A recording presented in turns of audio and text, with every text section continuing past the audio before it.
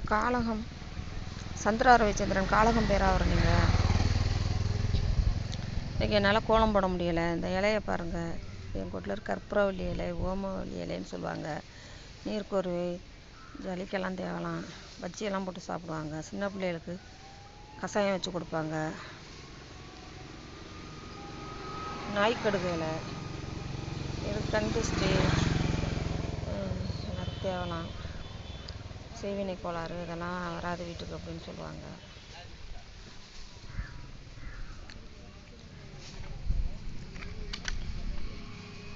இது ஊமத்தை இலை, வீட்டுக்கு நல்லதுன்னு சொல்லுவாங்க. தீராத தேவலாம்.